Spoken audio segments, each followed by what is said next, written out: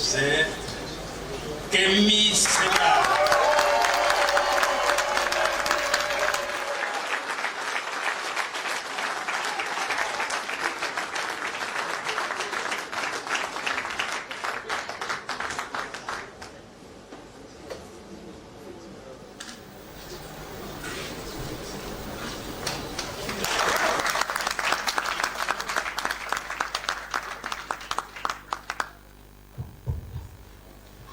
Surtout venu pour toucher ce micro ce soir.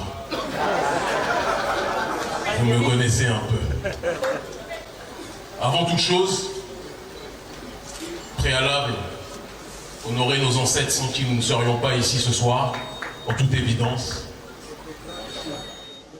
Remercier les organisateurs qui n'ont pas ménagé leurs efforts, et c'est pour ça que je vous appelle à la tolérance par rapport au petit couac qu'il peut y avoir. Il est tard, c'est vrai. Mais applaudissez fortement Paul Ella et tout son staff, s'il vous plaît.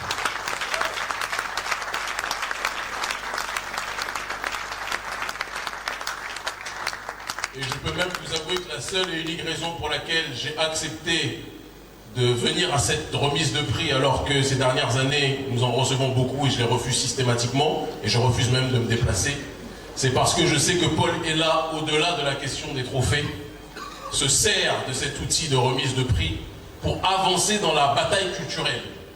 On va utiliser un logiciel un peu marxiste, même si je ne le suis pas. Quand Gramsci parle de la bataille culturelle, il parle de la nécessité de gagner la bataille des idées avant de gagner la bataille politique. Et faire en sorte que le panafricanisme touche tous les secteurs d'activité et ne soit plus uniquement dans la dimension politique, touche la culture, touche la spiritualité, touche l'économie, etc., c'est d'une nécessité absolue. Et donc pour cette raison, applaudissons Paul Ella.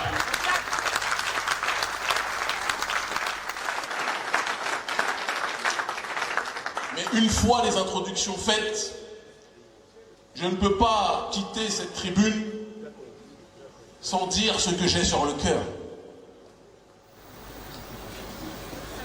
Il y a un proverbe qui dit que c'est à la fin du bal qu'on paye les musiciens. Et si je suis venu ici, c'est pour honorer mon frère, mais je dois être en adéquation toujours avec ce en quoi je crois. Je vais vous demander exceptionnellement aux organisateurs de garder au chaud ce trophée.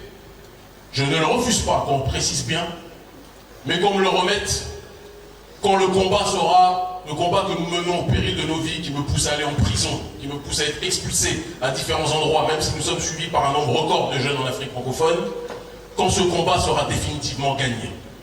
Quand le franc CFA sera tombé.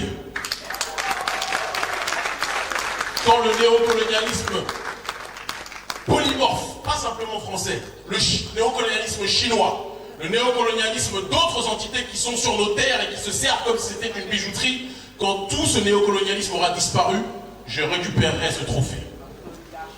Quand toutes les personnes qui arrivent au pouvoir et qui confondent la présidence avec une banque dans laquelle ils peuvent se servir de manière illimitée seront tombées, je prendrai ce prix.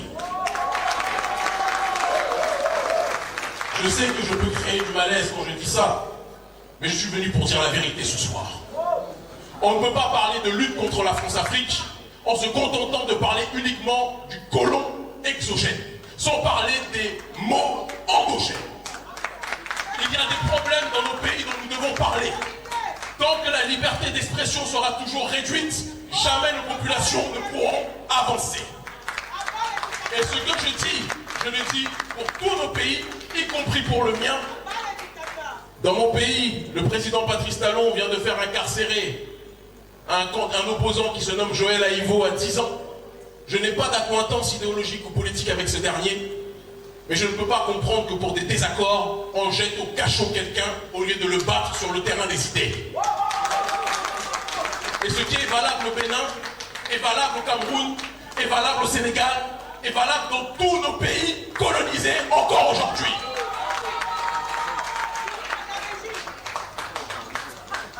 Et donc pour cette raison, ce trophée qui m'honore, qui me touche profondément, je vous demande de le garder au chaud et je le récupérerai quand le combat sera gagné.